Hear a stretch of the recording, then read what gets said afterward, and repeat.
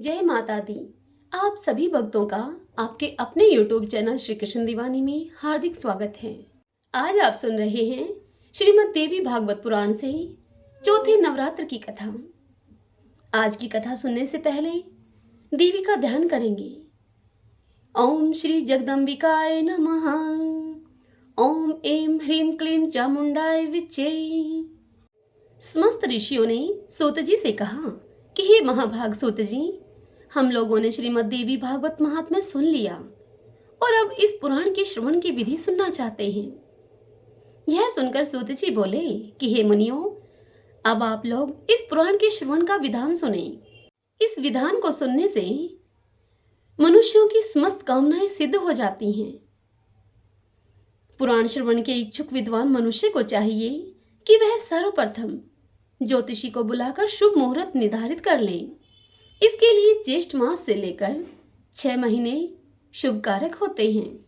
हस्त, अश्विनी, मूल, पुष्य, रोहिणी, अनुराधा, मृगशिरा तथा श्रवण नक्षत्र, पुण्यतिथि तथा शुभ दिन में श्रीमद् देवी भागवत पुराण का श्रवण कल्याणकारी होता है। जिस नक्षत्र में बृहस्पति हो उससे चंद्रमा तक गिनने पर कर्मशः इस प्रकार फल होते हैं। 4 नक्षत्र तक धर्म प्राप्ति, पुनः 4 नक्षत्र तक लक्ष्मी की प्राप्ति। इसके बाद 1 नक्षत्र कथा में सिद्धि प्रदान करने वाला होता है। फिर 5 नक्षत्र परम सुख की प्राप्ति कराने वाले होते हैं।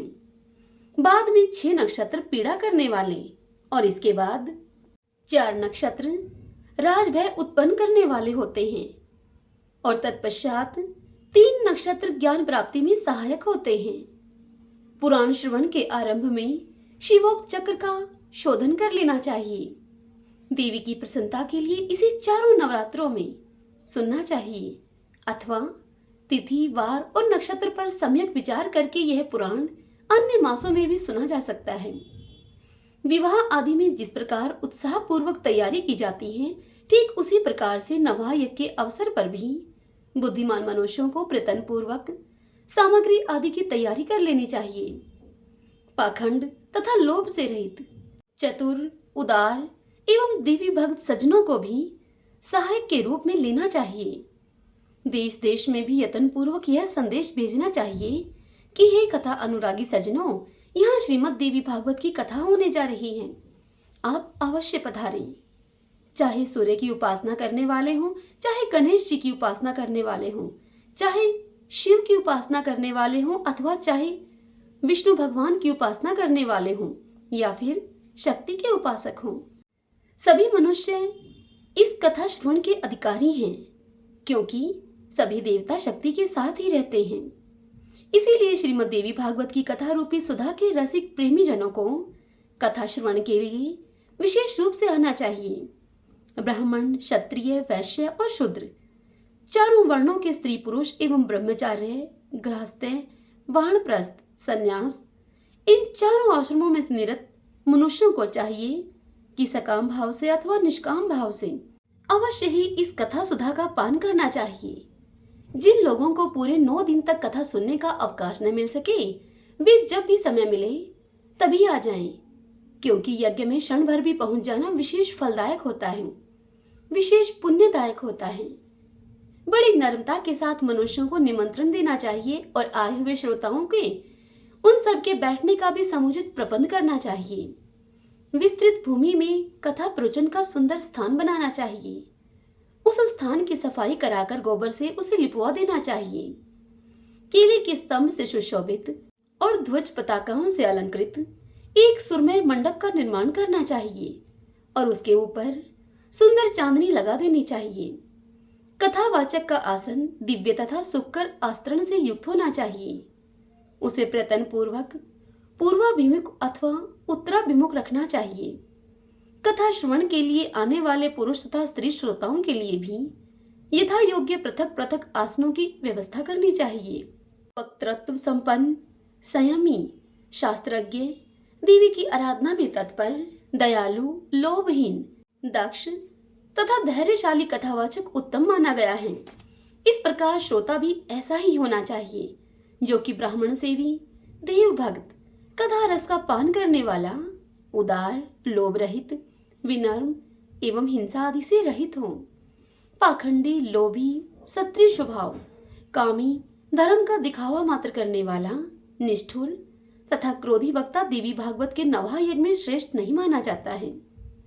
श्रोताओं की शंकाओं के निवारण हेतु कथावाचक के साथ एक ऐसा सहायक भी लगा देना चाहिए जो कि पंडित हो, गुणवान हो, शांत तथा श्रोताओं को समझाने में कुशल हो। कथा प्रारंभ होने के एक दिन पूर्व ही वक्ता एवं श्रोता गणों को शोर कर्म करा लेना चाहिए। तत्पश्चात अन्य नियमों का पालन करना चाहिए। उस दिन शौच आदि से निवृत्त होकर अरुणोदय काल की वेला में स्नान कर लेना चाहिए। संध्या या तर्पण आदि नित्य कर्म संक्षेप में ही करना चाहिए। तत्पश्चात कथा श्रवण का अधिकारी बनने के लिए गौदान करें और सब विघ्नों को दूर करने वाले श्री गणेश जी का सर्वप्रथम पूजन करें। कलश स्थापन करके वहां 10 दिक्पालों, बटुक, क्षेत्रपाल, सभी योगिनियों और मातृकाओं का भी पूजन करें। तुलसी, नवग्रह, विष्णु और शिवजी का पूजन करके नवाक्षर मंत्र से जगदम्बा का पूजन करना चाहिए। तत्पश्चात सुंदर अक्षरों में लिखी हुई भगवती की वांग्मय मूर्ति स्वरूप श्रीमद् देवी भागवत पुस्तक की सभी उपचारों से विधिवत पूजा करके कथा की निर्विघ्न समाप्ति के लिए 5 विद्वान ब्राह्मणों का वर्ण करना चाहिए। उनसे निरंतर नरवाण मंत्र का जप एवं दुर्गा सप्तशती का पाठ कराना चाहिए। अंत में प्रदक्षिणा तथा नमस्कार के बाद इस प्रकार स्तुति करें। हे कात्यायनी, हे महामाये, हे भुवनेश्वरी, हे कृपामये, हे भवानी, मैं संसार सागर में डूब रहा हूँ, मेरा उद्धार कीजिए। तथा हे ब्रह्मा, विष्णु, महेश से पूजनीय माता जगदम्बिके, मेरे ऊपर आप प्रसन्न होइए। हे देवी, आप मुझे मनोवांछित वर प्रदान कीजिए। आपको बारंबार प्रणाम है। इस प्रकार से प्रार्थना करके स्वस्थ चित्त होकर कथा को सुने। उस समय संयत चित्त होकर वक्ता को साक्षात व्यास समझकर विधिवत उनकी पूजा करें और वस्त्र आभूषण तथा माला आदि पहनाकर उनसे प्रार्थना करें और कहें कि समस्त शास्त्र तथा पुराणों इतिहास के ज्ञाता हे व्यास जी, आपको नमस्कार है। आप कथा रूपी चंद्रमा की ज्योति से हमारे अंतःकरण के अंधकार समूह को नष्ट कीजिए। इसके बाद नवहा के नियमों का व्रत लें और ब्राह्मणों का यथाशक्ति पूजन करके उन्हें पहले यथास्थान बैठा दें। तत्पश्चात स्वयं भी अपने आसन पर बैठ जाएं। तब सावधान मन से चारों पुरुषार्थ, धर्म, अर्थ, काम और मोक्ष, इन चारों को 4 पुरुषार्थ कहते हैं। इस 4 पुरुषार्थ के फल को प्राप्त करने के लिए पुत्र, कलत्र, धन धान्य तथा ग्रह की चिंता को छोड़कर ध्यान पूर्वक कथा को सुने। विद्वान वक्ता को चाहिए कि वह सूर्योदय से आरंभ करके पुनः दोपहर में 2 घड़ी विश्राम करके सूर्यास्त के कुछ समय पहले तक कथा वाचन करे। मलमूत्र के वेग को रोकने के लिए सुलभ आहार उत्तम होता है।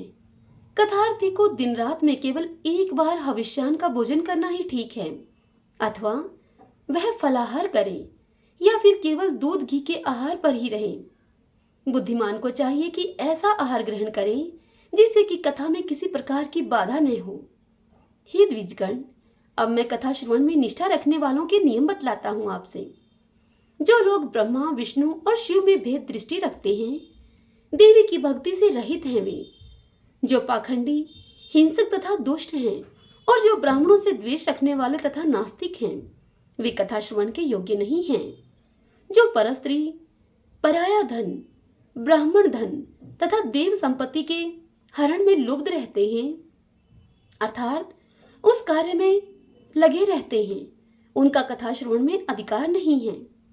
श्रोता को चाहिए कि वह ब्रह्मचर्य का पालन करे, पृथ्वी पर सोए, सत्य बोले, जितेंद्रिय रहे तथा कथा की समाप्ति पर संयम पूर्वक पत्तल पर भोजन करे। वर्ती को बैंगन, बहेड़ा, तेल, दाल, मधु और जला हुआ बासी या फिर भाव दूषित अन्न का त्याग कर देना चाहिए।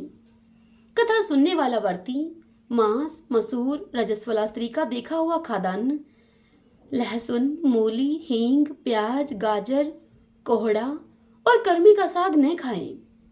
काम, क्रोध, मद, लोभ, पाखंड और अहंकार को छोड़ दें।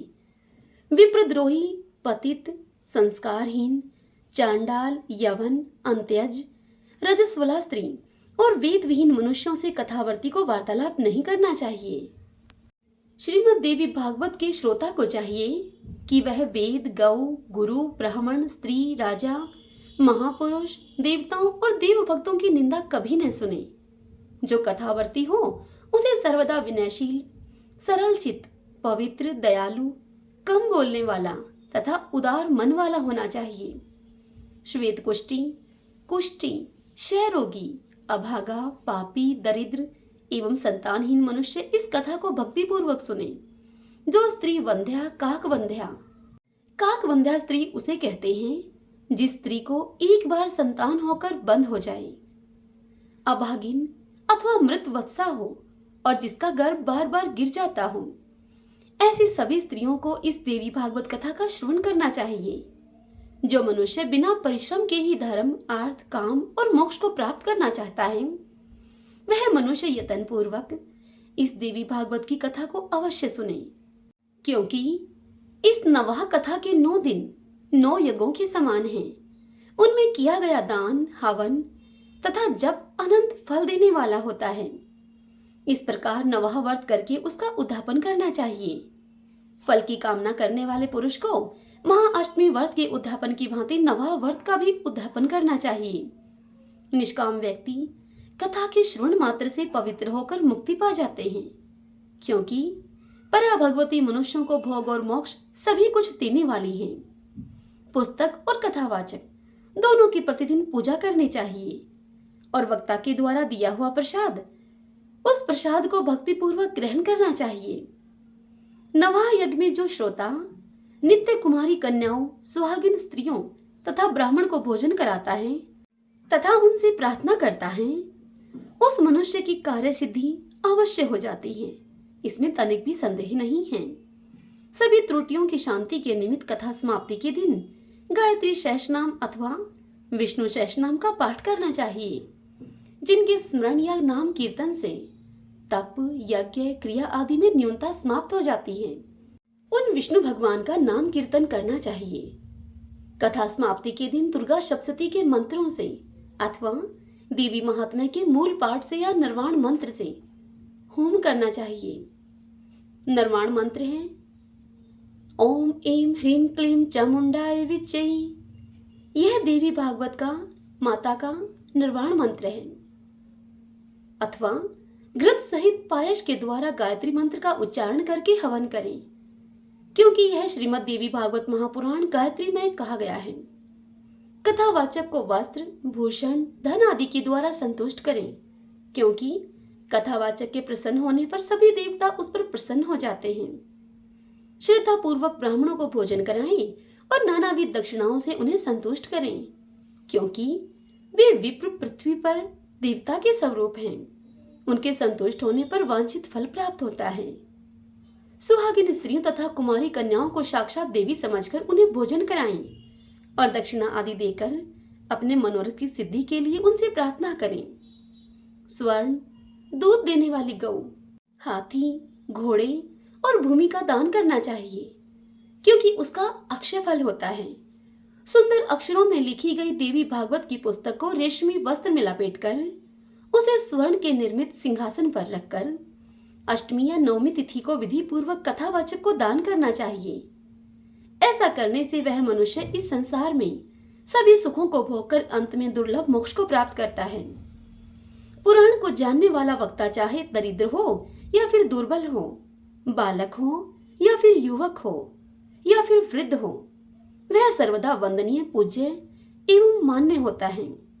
यद्यपि संसार में जन्म अथवा गुण के कारण अनेक गुरु हैं, परंतु पुराण का ज्ञाता उन सब में श्रेष्ठ गुरु है। व्यास के आसन पर बैठा हुआ पौराणिक ब्राह्मण जब तक कथा समाप्त न हो जाए तब तक किसी को भी प्रणाम न करे। जो लोग इस पौराणिक कथा को श्रद्धा रहित होकर सुनते हैं, उन दुख और दारिद्र्य युक्त मनुष्यों को कथा श्रवण का पुण्य फल नहीं प्राप्त होता।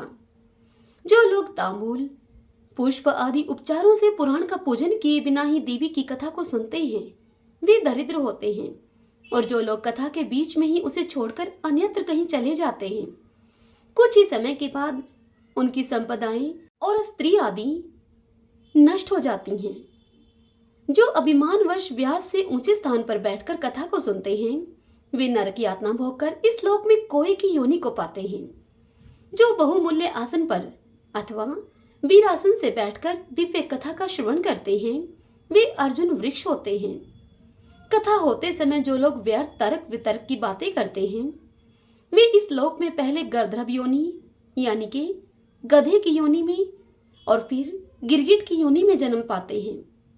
जो लोग पुराण जानने वालों की अथवा पापनाशिनी कथा की निंदा करते हैं, वे सैकड़ों जन्मों तक दुष्ट कुत्ते होते हैं, इसमें संदेह नहीं है। जो लोग कथावाचक के बराबर आसन पर बैठकर कथा को सुनते हैं, उन्हें गुरु के आसन पर बैठने का पाप लगता है और वे नरक में वास करते हैं। जो लोग वक्ता को अर्थात कथा कहने वाले को प्रणाम किए बिना ही कथा को सुनने लगते हैं, वे जन्मांतर में वैशाल्य वृक्ष होते हैं। वे अजगर या फिर सांप की योनि को पाते हैं। जो मनुष्य कभी भी पुराण की कथा नहीं सुनते, वे घोर नरक भोगकर बनैले सुअर की योनि में जाते हैं। जो शठ मनुष्य कथा का अनुमोदन नहीं करते अपितु उसमें विघन डाला करते हैं, वे मनुष्य करोड़ों वर्षों तक नरक यातना भोगकर अंत में ग्राम शुकर होते हैं। जो लोग पुराण वेता को आसन, पात्र, द्रव्य, फल, वस्त्र तथा कंबल प्रदान करते हैं, वे भगवान के परम पद को प्राप्त करते हैं। जो मनुष्य पुराण पुस्तक के लिए नवीन रेशमी वस्त्र तथा सुंदर सूत्र का दान करते हैं, वे सुखी रहते हैं। सभी पुराणों के सुनने से जो फल प्राप्त होता है, उससे 100 गुना पुण्य श्रीमद् देवी भागवत पुराण के श्रवण से प्राप्त हो जाता है। जिस प्रकार नदियों में गंगा श्रेष्ठ है, देवताओं में शिव श्रेष्ठ हैं, काव्यों में वाल्मीकि रामायण तथा तेजस्वियों में भगवान सूर्य श्रेष्ठ हैं, और जैसे आनंद देने वालों में चंद्रमा, सभी धनों में सुयश, क्षमाशीलों में पृथ्वी, गंभीरता में समुद्र, मंत्रों में गायत्री तथा पापनाश के उपायों में भगवत स्मरण श्रेष्ठ हैं, उसी प्रकार से 18 पुराणों में यह श्रीमद् देवी भागवत पुराण सर्वश्रेष्ठ है। जिस किसी भी उपाय से यदि कोई मनुष्य इस महापुराण की 9 आवृत्तियां सुन ले, तो उसके फल का वर्णन नहीं किया जा सकता।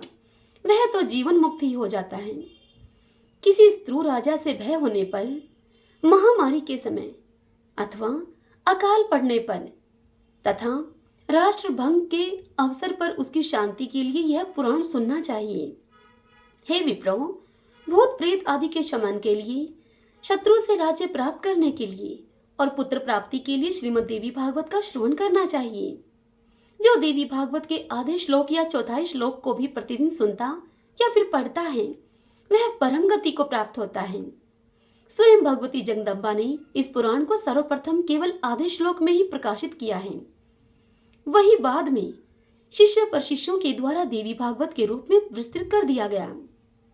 गायत्री से बढ़कर न कोई धर्म है, न ही तप है, न कोई देवता है और न कोई मंत्र है। भगवती अपना गुणगान करने वालों की रक्षा करती हैं, इसी कारण से उन्हें गायत्री कहा जाता है। वे भगवती गायत्री इस पुराण में अपने रहस्यों के सहित विराजती हैं। अतः भगवती को प्रसन्न करने वाले इस देवी भागवत की 16वीं कला के समान भी अन्य कोई महापुराण नहीं हो सकते। श्रीमद् देवी भागवत पुराण अत्यंत निर्मल है, जो ब्राह्मणों का अमूल्य धन है और जिसमें स्वयं धर्मपुत्र नारायण ने पवित्र धर्म का वर्णन किया है।